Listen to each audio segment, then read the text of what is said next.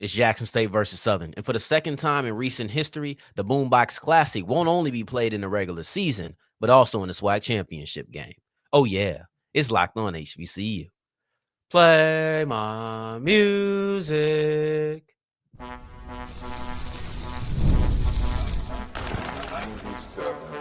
You are Locked On HBCU, your daily podcast covering HBCU sports.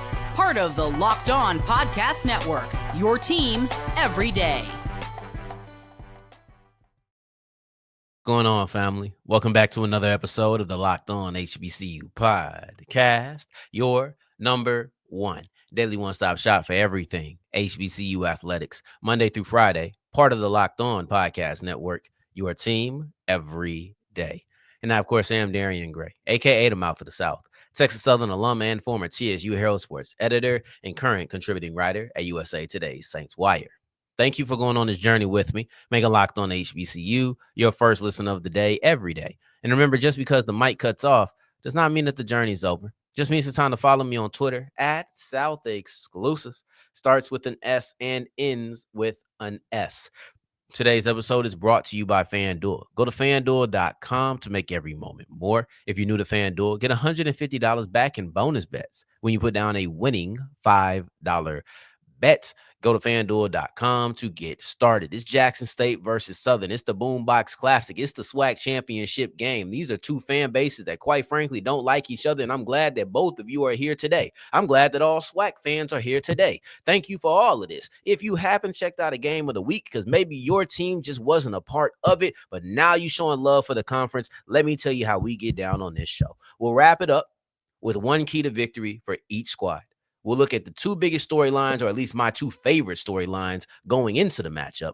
And then we kick it off with our three matchups to watch. I'm a huge storyline guy. This week is no different. I'm having some really fun with the whole breakdown and history of rematches in the conference. Just a little bit of a tease to get you to stay to segment two. But in this one right here, let's kick it off with one of my favorite players in the SWAC, and that is Irv Mulligan. My first matchup to highlight is Irv Mulligan versus the Southern front seven. Number one, you better bring a bunch of guys to tackle Irv Mulligan.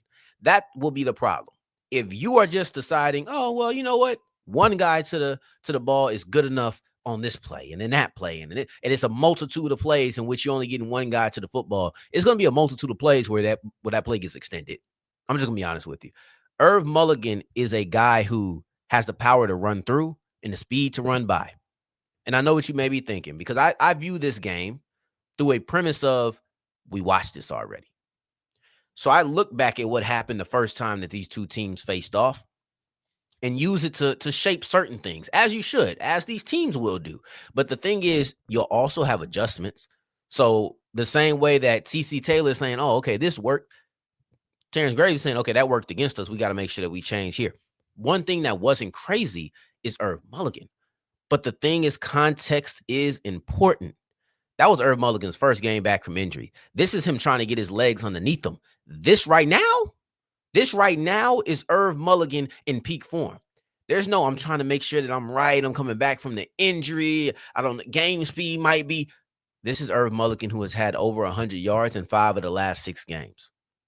To be extremely fair, Southern's no slouch. Southern is the third best run defense in the conference. The last 3 weeks, there hasn't been a team, not just a player, but a team who has ran for 100 yards against Southern. So you got to give them their credit. I don't want to make it seem like, oh, Irv Mulligan is just this guy who is going to absolutely decimate the Southern run defense. But I do think it's a possibility if you're only getting one guy to the football, because he can make you miss.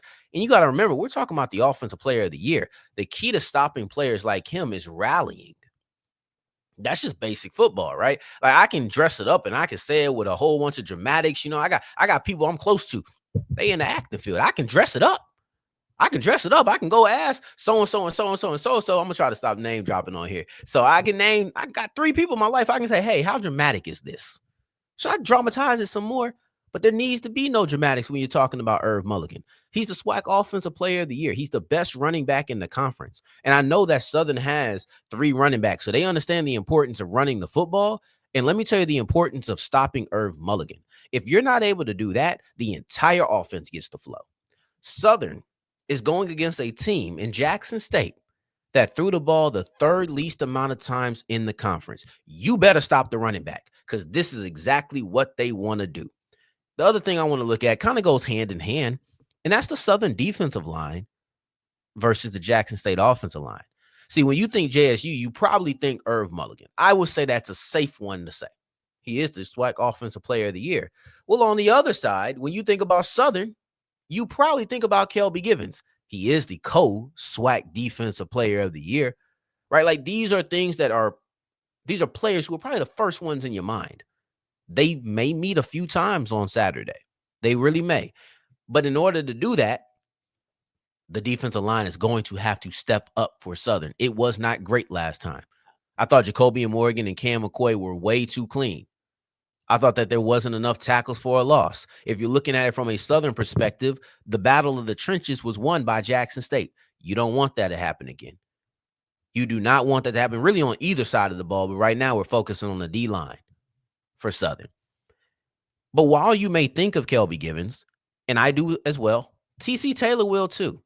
And I can guarantee you that Taylor is going to do everything he can to keep Ckelby Givens from being the one who beats them.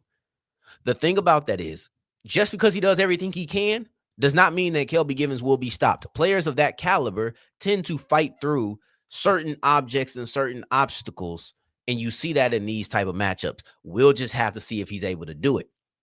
What I can say is with all of the attention that's being placed, screw the effectiveness, but all of the attention that's being placed on Ckelby Givens, I'm looking at a guy like Darius Harry, who has a phenomenal get off to me.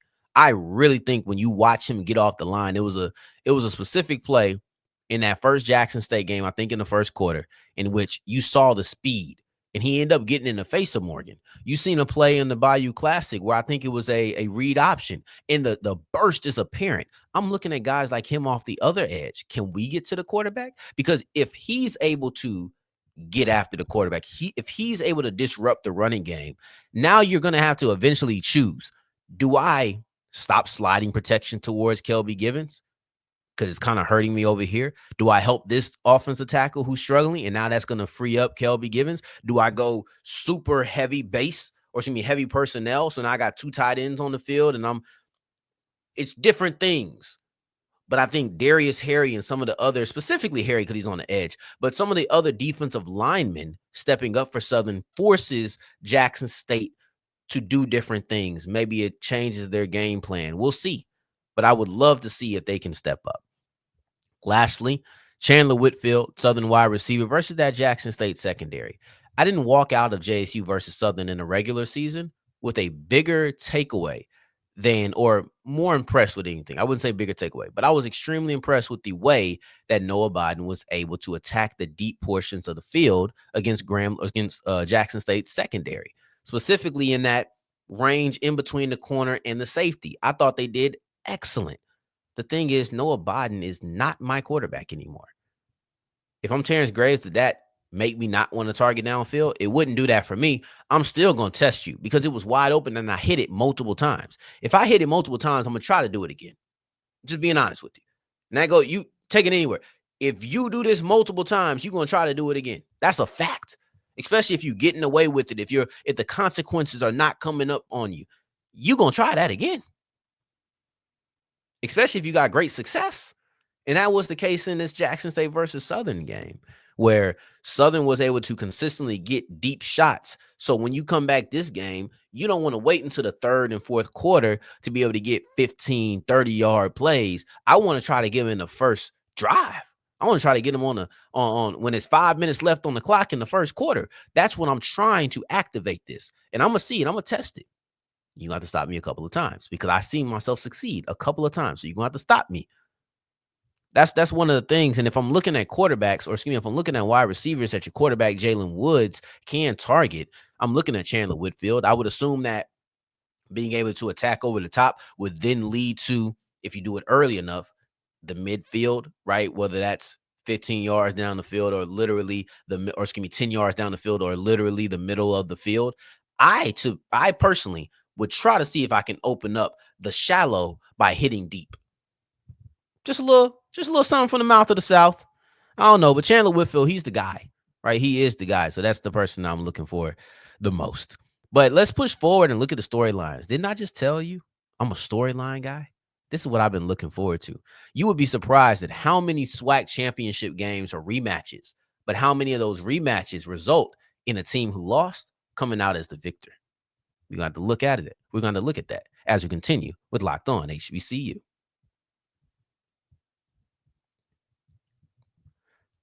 Look, I don't consider myself cheap. Some may. I consider myself economically efficient. I think that's the best way to say it. I believe in a good deal, but I'm not about to sit over here and drag and crawl through a bed of nails in order to get a good deal. I like it to be easy in front of my face, which is the reason why I love Mint Mobile, because they allow you to get a wireless plan for $15 a month with the purchase of a 3-month plan. And I called them on it. Turns out it really is that easy. To get started, you go to mintmobile.com/lockedoncollege. There, you'll see that right now, all 3-month plans, every single one, including the unlimited, is $15 per month. It's easy. Find out how easy it is to switch to Mint Mobile and get 3 months of premium wireless service for $15 a month. To get this new customer to get this new customer offer and your new 3-month premium wireless plan for just $15 a month, go to mintmobile.com/lockedoncollege. That's mintmobile.com/lockedoncollege. Cut your wireless bill to $15 a month at mintmobile.com/lockedoncollege. Okay. $45 upfront payment required, which is equivalent to $15 per month. New customers on the first 3-month plan only. Speed slower above 40 gigabytes on the unlimited plan. As we continue rolling on today's episode of Locked On HBCU, I appreciate you for making this your first listen of the day every day. For your second listen, make sure you're checking out Locked On LSU. You know, they had an interesting one. I like Matt Moscone. He's one of my favorite college hosts. So go ahead and check out Locked On LSU.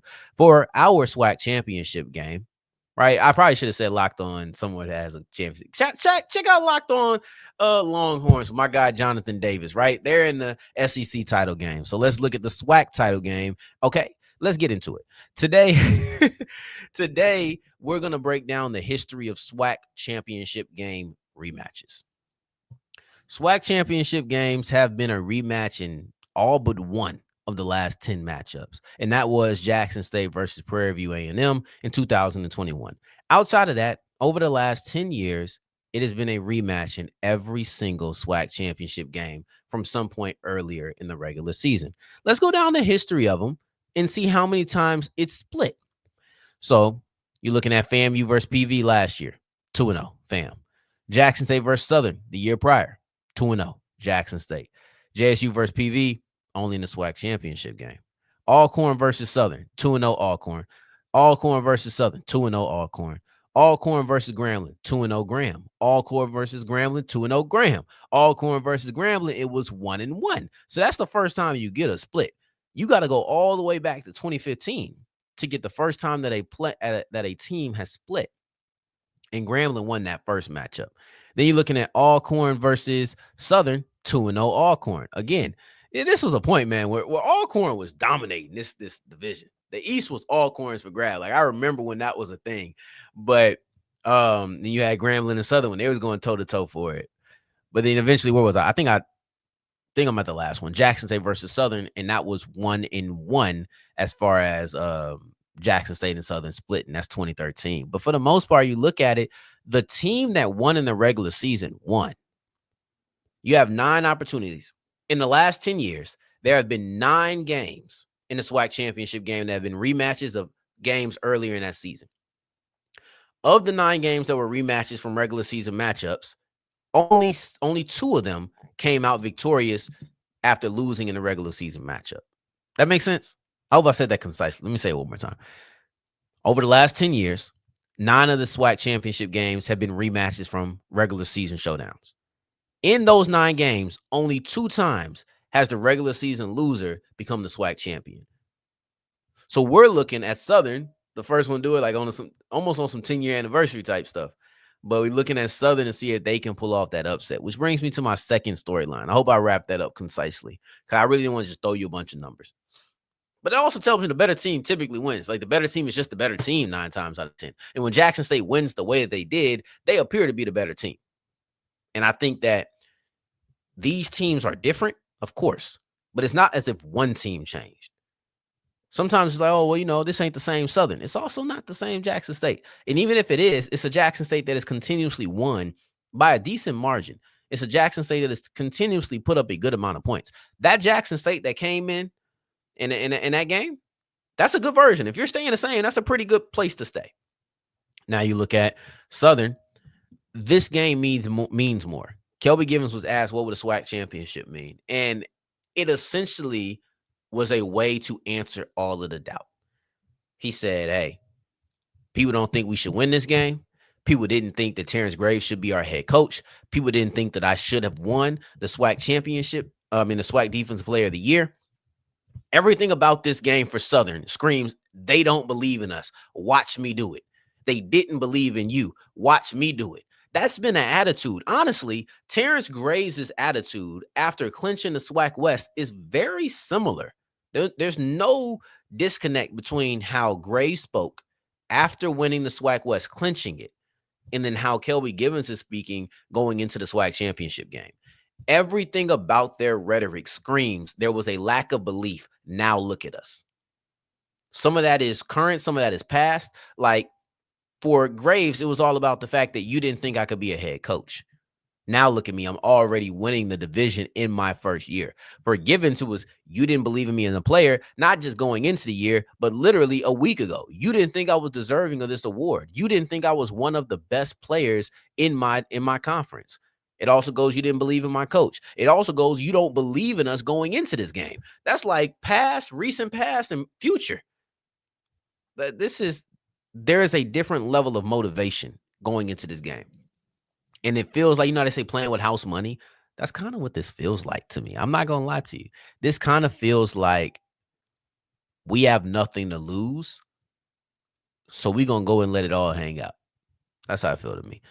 But here goes our one key to victory. I want to break this down for Southern. It's a little bit simple.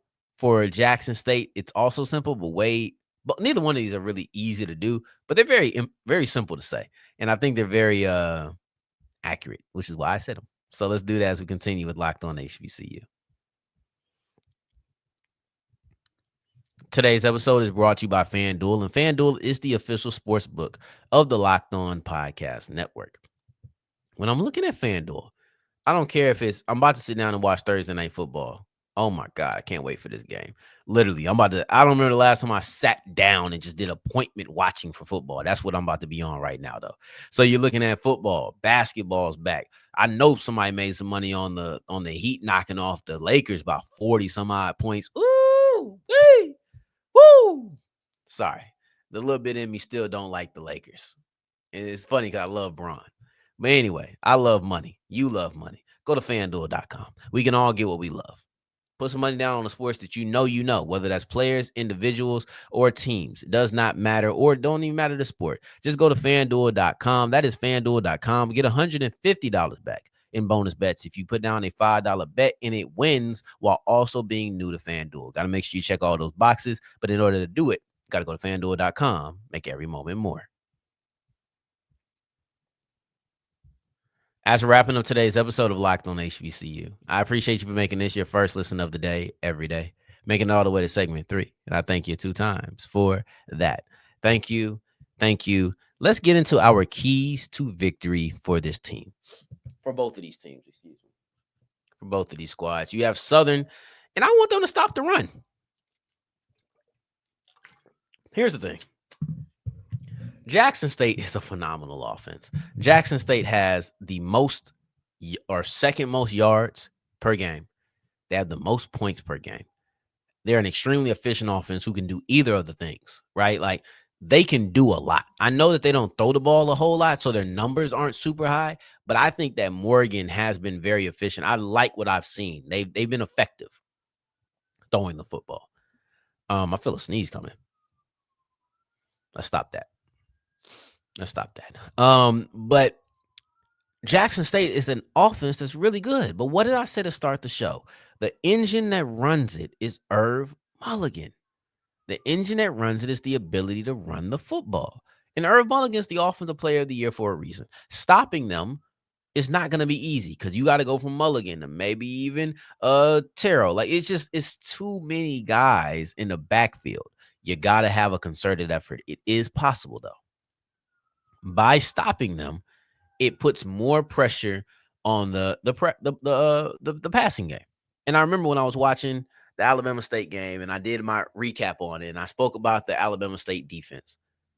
One of the things that people kept saying, they just like, I understand, but at the same time, in the course of a game, these things happen. And if your quarterback does this frequently, it's just who he is. I can't keep talking about it. I like Morgan, whatever. I was like, hey, they really did a good job of stalling. I was like, man, well, if we didn't miss this pass and this pass and this pass, you know what? There's some inconsistencies that happen. That's life. You know what I'm saying? But at the end of the day, if you're Southern, you hope to take advantage of those inconsistencies.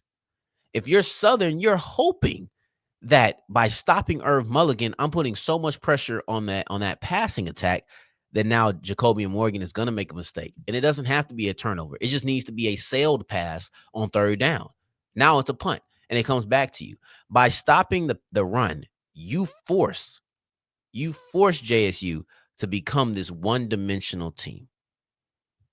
Anytime that you're dealing with a powerful unit on the offensive side, you want to make them one-dimensional. And to me, this is kind of a battle of strengths to a certain degree, because you know what JSU does better than anybody? Run the football. That's why it's not easy.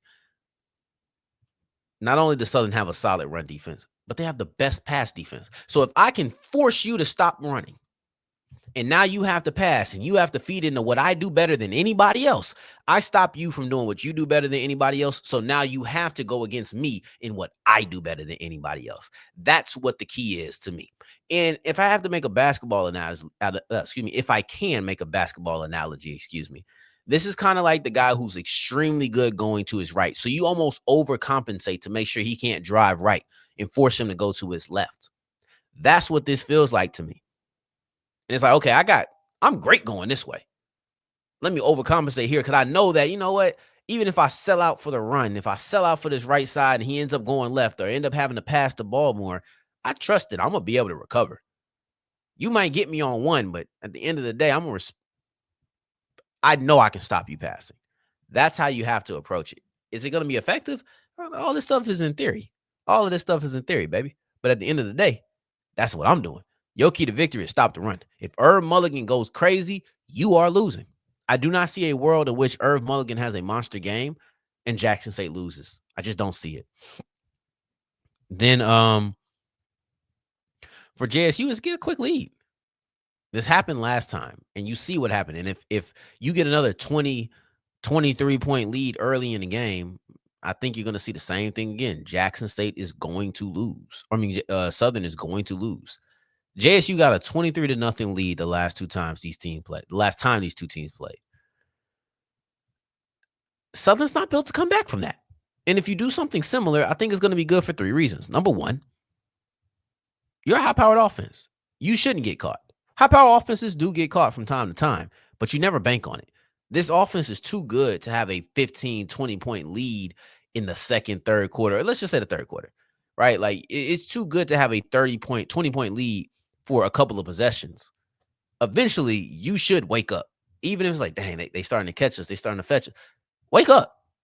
You throw the ball well. You run the ball exceptionally. You have too many skill sets for you to be up 20 and 17 minutes left in the game or even 23 minutes, right? Like, I don't think that a 20-point lead in the second half should fade. I think that JSU is too good on both sides of the ball for that. And then for number two, because there's three reasons that I think that this is their biggest key. It takes the run out of it for Southern. It takes the run out of it for Southern. And Southern wants to run the football. More than anything else, they want to run the ball. Just like JSU. But they have a triumvirate of backs. They have a stable. You're looking at Dylan. You're looking at Russell. You're looking at Rhymes. Shout out to the Bayou Classic announcer who said you thought you'd have to wait till February to hear Kendrick Rhymes in the Superdome. Chef kiss. That was amazing. Okay. I don't think his partner gave that enough love. That was heat. But anyway, it forces Southern into a style of football that they don't want to play, and that's leaning on Jalen Woods. That's leading on the passing attack. And I just don't think that's conducive to Southern winning. So why would I, you know what I'm saying? As Southern, you want to avoid this at all costs. So you got to also get some points on the board soon, but we're not talking about you right now. We're talking about Jackson State. Build a quick lead, and I think that they come out victorious. And then lastly, it allows you to lean into the run yourself. That's what you want to do. It's what you do best. Lean to the run. Give Irv Mulligan carries on first, maybe second down. I think that if you're able to run on first and second, more time than not, you will, or you really just run twice on any set downs, on any first, second, and third set. I think that's going to lead to more downs. And when you're having a lead, dripping the clock is your best friend. Best friend, because your best form of defense is not even putting your defense on the field. And if you can prevent quick scores, it's like, okay, now they got to drive the field. If I have a 5-minute drive that goes for a field goal, even a 5-minute drive is clock, and I'm up 20 points. Now you're going to have to drive 3 to 4 minutes to get your touchdown. Eventually, the clock game ain't going to work in your favor, buddy. It just isn't. I can't wait to watch this game. I can't wait to come back on Monday and break it down and then get into our Celebration Bowl. That's where the excitement really begins. So, in the meantime, between time, until the next time that we hear each other, family, take care, stay blessed. Peace.